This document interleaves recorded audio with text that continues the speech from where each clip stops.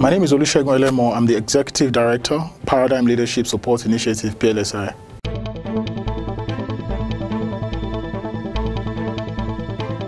Audit reform, I have always said it's that there are different sectors of our national life that require urgent reform, and it's evident by what's going on around the country today.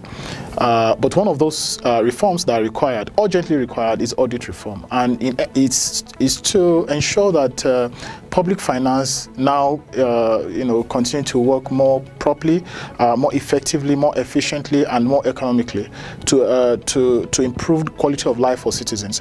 It's important to have that audit reform to enable the Office of the Auditor General for the Federation to work more independently, administratively, and to have financial autonomy. The Auditor General for the Federation, currently as it stands, is Mr. Anthony Ayine. He sits in that office, but of course, by the end of this month, he's going to clock the retirement age and is expected to go by the Constitution.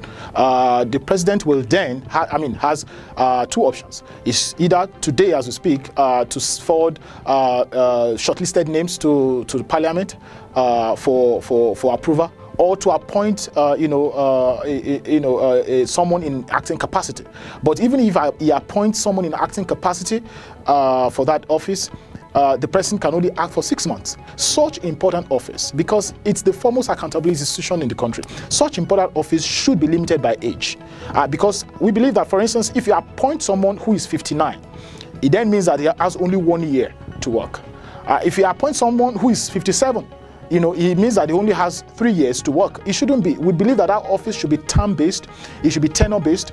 It should be clear whether the person has a 4-year tenure or a 5-year single tenure or an 8 years or a 10-year dual tenure or things like that, so that it's clear and the person comes with reforms and is able to do whatever. For instance, the current Auditor General has done some reforms, even though if it's not done the bigger reforms that we wanted and things, but he's done some that we also should appreciate him for, and he's upped the game in that office. So going now, perhaps he would say that he's not able to do as much as he would have loved to do. But of course, he also has to adhere to the Federal Civil Service rule that says that at 60 you must retire, and he has to go. As it stands today, the office is funded through the Federal Ministry of Finance. It's not supposed to be so. The way the Constitution envisaged that, of course, by Section 85, 86, 87 of the Constitution, envisaged that the Office of the Auditor General will be structured is that it will not be subject, to the control of any authority or person. But as it stands today, it's somewhat, subject to the control of the executive. It's not supposed to be so. The Office of the Auditor General for the Federation is only allowed to be answerable to Parliament, and that is in submitting its report, annual reports of audited agencies of government. But today, you see, the funding coming from the Federal Ministry of Finance is supposed to get its funding as a first-line charge, as it is with other arms of government. Contracts are awarded, year in, year out.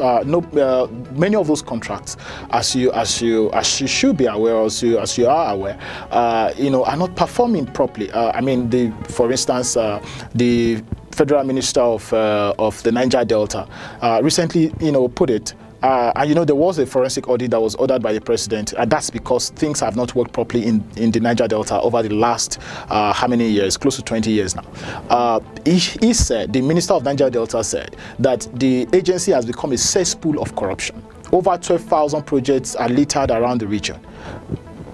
Citizens in the region, they are used to it, but should that be the normal life? No, shouldn't be. And you see lots of money going there. Just recently, I think a few days ago, the Senate President said federal MDAs are shortchanging the federal government, by not remitting, adequately and appropriately.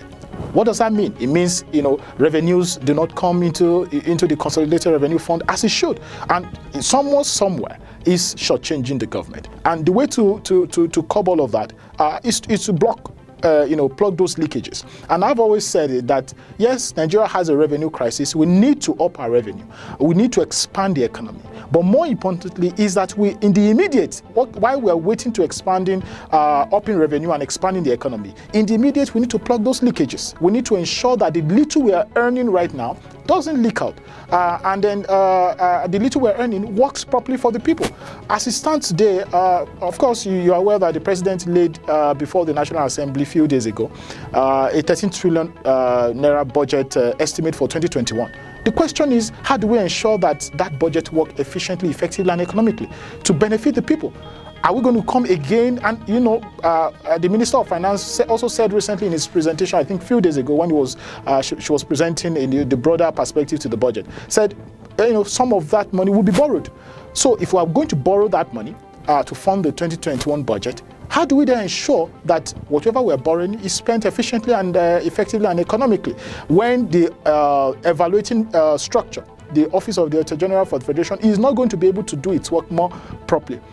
We all know that that office cannot you know, audit federal parastatals. So if those big parastatals are not going to come under the radar of the Auditor General, then what's the point? If Auditor General is not able to surcharge officers, erring officers who breach procurement rules and financial regulations, then what's the point? It means that at the end of the day, the 2021 budget will be implemented with people abusing the Public Procurement Act and financial regulations, and at the end of the day, citizens will not get value for that money.